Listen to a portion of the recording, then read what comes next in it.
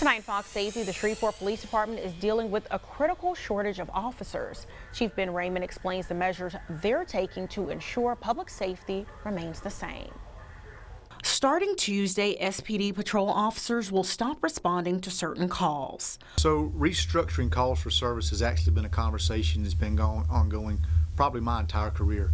A committee of senior level employees thought the change was necessary. The police department has found itself where we responded to anything.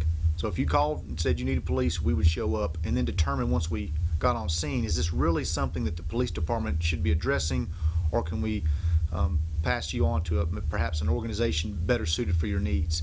Staffing shortages ultimately led to this decision. All of our specialized units, homicide, sex crimes, robbery, narcotics, I could go on and on, they're operating on skeleton crews, the bare minimum number of people to keep those units functioning. Staffing is down by nearly 20%. Right now, there's 497 officers on the force. At the end of last year, there were 535. 580 officers are needed so SPD can be fully staffed. So there's an immediate need to get more officers out on Shreveport streets. Statistically, the likelihood of solving a crime depends on the first officers on scene. How quickly they respond, what kind of information they get from witnesses, what type of suspect information they get. So it's a priority that we have officers on the street responding to those calls for service and being proactive.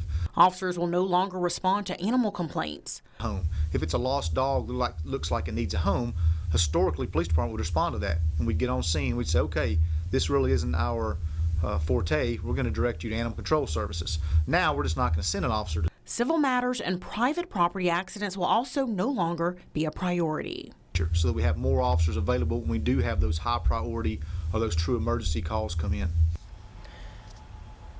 Chief Raymond told us he's also stepping in when needed to assist with special operations and some patrols. Fox 30